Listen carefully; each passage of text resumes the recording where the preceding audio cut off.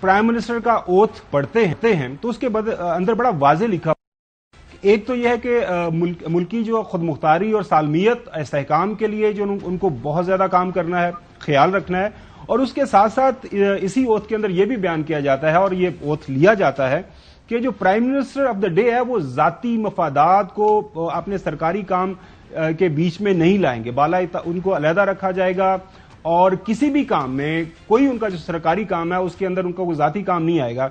अब सवाल सबसे अहम पैदा ये होता है, तो पहला जो जाविया जिसके ऊपर ये बहस हो रही है ऑडियो लीक्स को लेकर, वो ये है कि क्या ये बहुत बड़ी ब्रीच हमारी कौमी सालमियत के हवाले से हुई है, कौन रिस्पॉन्सिबल है, कौन रिस्पॉन्सिबल हो सकता है, क्या कोई हेड रोल होगा, कोई एहतसाब होगा, या फिर ये इस गैर मामूली वाकये को। जी sir, thank you very much जी। मैं फर्स्ट ऑफ ऑल ये आपको यहाँ पर जरूर कहूंगा कि सबसे पहले तो मेरा view on the audio leaks, आपकी बात बिल्कुल दुरुस्त है, ये ब्रीच है ऑफ नेशनल इंटरेस्ट। ये असगर खान केस में भी और एक इस्लामाबाद हाई कोर्ट की जजमेंट है कियानी साहब की, जिसमें बड़ा क्लियरली लिखा हुआ है कि ये रिकॉर्डिंग्स नहीं हो सकती, और अगर ये रिकॉर्डिंग्स होंगी तो जिस शख्स की रिकॉर्डिंग है उसकी मर्जी के बगैर फ्लोट नहीं की जा सकती। अब हम स्टेज पर आ गए हैं कि ये रिकॉर्डिंग्स पब्लिक आय में आ चुकी हैं। अब इन रिकॉर्डिंग्स का कंटेंट बड़ा इंटरेस्टिंग है। आपने दो रिकॉर्डिंग सुनाई, जिनमें से एक रिकॉर्डिंग जो है वो that relates to the cabinet members. देखिए, आर्टिकल 91 है हमारे आइन में जो कैबिनेट की वर्किंग बताता है, उस वर्किंग में कहीं ये नहीं लिखा हुआ कि आपने स्पीकर नेशनल असेंबली को उसके रोल को असरअंदाज करना है या किसी तरह उसके ऊपर अपना असर जो है वो इस्टेब्लिश करना है।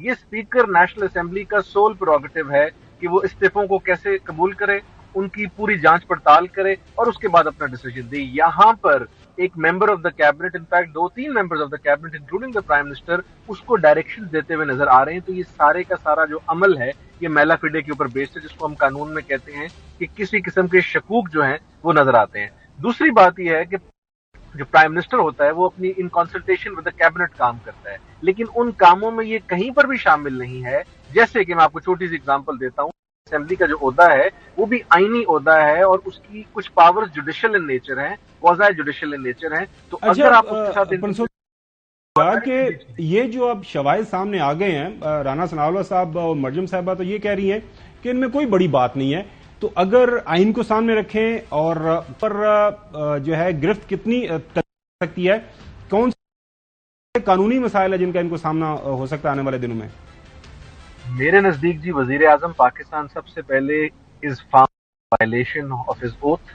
उसका ओथ जो है, जिसकी आपने बड़ी क्लैरिटी से बताया कि वो अपने जो पर्सनल मैटर्स हैं उनको साइड पर रखे, जो नेशनल इंटरेस्ट है उसको बाला सबसे ऊपर रखेगा। अब यहाँ पर हो ये रहा है कि मरियम नवाज साहिबा की जो पर्सनल इश्यूज हैं उनको डिस्कस किया जा रहा है, यानी स्टेट एक्सचेकर जो है या हमारे के पैसे के ऊपर बैठ के ये डिस्कशन हो रही है कि उनके पर्सनल कामों को कैसे करना है और उनको कैसे की जाए कि ऐसे किया जाए कि मसला भी ना बने और साथ साथ उनका काम भी हो जाए। ये डायरेक्ट ब्रीच है जी ऑफ हिज ओथ। पंसोदा साहब आपको ये सुनवाते हैं कि प्राइम मिनिस्टर साहब क्या फरमा रहे हैं, जल्दी जल्दी ये काम खत्म करें, ये जो इस्तीफों वाला, ताकि मामला खत्म हो, क्योंकि किसी भी टाइम ये हमारे लिए चैलेंज पेश कर सकते हैं, मसला पेश हो सकता है। सुनिए जरा। मेरी गुजारिश है कि मैंने आपको सिंपथाइज कर दिया, इसमें देर न करें बस। ये अब 6 की प्रोसेस शुरू हो जाएगा। नहीं, मगर आपने 5 को बताना है कि इन 30 में से एक्सेप्ट करना है, शॉर्ट लिस्ट करके लाइक करके एक आपको दे देंगे और लंदन से अप्रूवल मिलेगी। तो राना साहब को अथॉरिटी दे दें डिसाइड करने का। डिसाइड जो है वो जिस तरह से आपने डिस्कशन की थी। अच्छा, 3-4 चीजें जो डिस्कस हो रही हैं इस सॉर्ट के अंदर, इस ऑडियो जो टेप में, पंसोदा साहब, एक प्राइम मिनिस्टर साहब डायरेक्शन दे रहे हैं कि जी जल्दी जल्दी इस काम को खत्म करें। उसके बाद सवाल यहां पे ये उसके से जो है ताहियात कायद बैठे हुए हैं, चीज ये है कि चीफ इलेक्शन कमीशन का जो ऑफिस है वो बिल्कुल आईनी तौर पर वो भी इंडिपेंडेंट है लाइक द स्पीकर। तो कितने यकीन के साथ वो ये कह रहे हैं कि ये कर देंगे, किसी के सिग्नेचर्स नहीं मिलेंगे तो वहां पे ये बहाना बना लेंगे और उसके बाद देखिएगा कि 6 तारीख के बाद ये सारे का सारा मामला में आ जाएगा। तो आप नहीं समझते कि चीफ इलेक्शन कमिश्नर के ऑफिस के ऊपर भी सवालात उठा दिए गए? 100% जी। मैं तो कहता हूँ 3-4 चीजें बड़ी इंपॉर्टेंट हुई हैं। एक, ये कहना कि काम को तेज करो। अगर तो लेट्स से कोई नेशनल इंटरेस्ट का प्रोजेक्ट बन रहा हो जिसमें प्राइम मिनिस्टर साहब ये कह रहे हैं कि उस काम को तेज करो तो समझ आती है। ये तो उनका जाती इंटरेस्ट है जिसको वो तेज करवा रहे हैं, और साथ साथ वो ये कह रहे हैं कि इसका अप्रूवल लंदन से भी ले लें। अब जो लंदन का अप्रूवल है, इस बात है वो ऑफिशियल सीक्रेट्स एक्ट की खिलाफ वर्जी भी है, क्योंकि एक प्रोक्लेम्ड ऑफेंडर, एक शख्स जो कि कन्विक्टेड हैं, उनसे आप ऐसे इश्यूज पर या ऐसे मामलात पर जो कि internal working of the government में शामिल होते हैं, उन पर आप मशवरा ले रहे हैं। ये आप मुझे बताइए कि अगर ये वाली बात किसी वेस्टर्न डेमोक्रेसी में सामने आ जाए तो उस पर रिएक्शन कितना स्ट्रांग है। उसके बाद आप चीफ इलेक्शन कमिश्नर साहब पर आते हैं। अब चीफ इलेक्शन कमिश्नर साहब अपेरेंटली एक इंडिपेंडेंट शख्स है अंडर द कॉन्स्टिट्यूशन, लेकिन उनकी इंडिपेंडेंस किस हद तक कॉम्प्रोमाइज है वो आपके सामने है। तो ये तो सारी की सारी बातें सिर्फ एक ही तरफ पॉइंट करती हैं कि every person at the important position in this country is compromise, और अगर वो कॉम्प्रोमाइज है तो फिर क्या आइन, क्या रूल्स ऑफ बिजनेस, हम सारे फिर किस वजह से ये सारे का सारा प्रोसेस। चल साहब, आप भी कुछ सवाल पूछना चाह रहे हैं?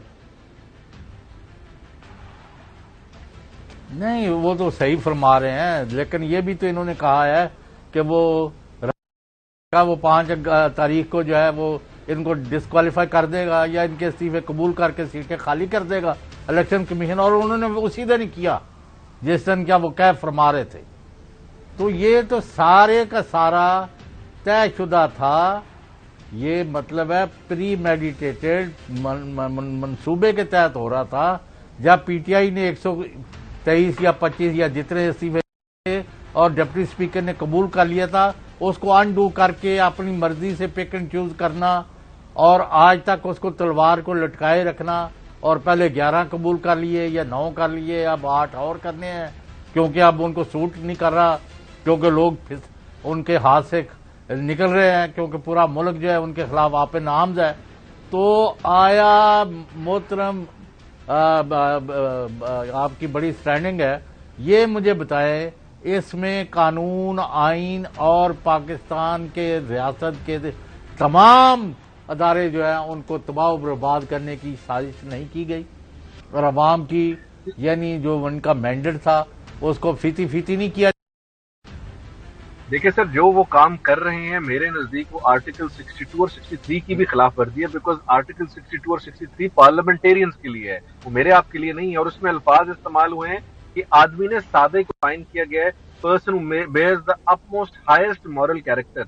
तो आप खुद मुझे बता दीजिए कि ये जो हरकतें इस वीडियोज और ऑडियोज में हो रही हैं, ये कहीं से भी सादिक और अमीन वाली, ये तो सीधा 62(1)(f) का भी केस बनता है, और किसी ना किसी को जरूर पिटिशन करनी पड़ेगी कि हमारी पार्लियामेंट में जो कैबिनेट है वो कैबिनेट इतनी कॉम्प्रोमाइज्ड है कि उनकी एक तो खैर सिक्योरिटी कोई नहीं है, चले वो डायरेक्टली उनसे रिलेट नहीं करती, एंड सेकेंडली जो वो बातचीत कर रहे हैं उस बातचीत अब इन सब बंदों को इस्तीफे देने पड़ेंगे जो ये कहते रहे इनको।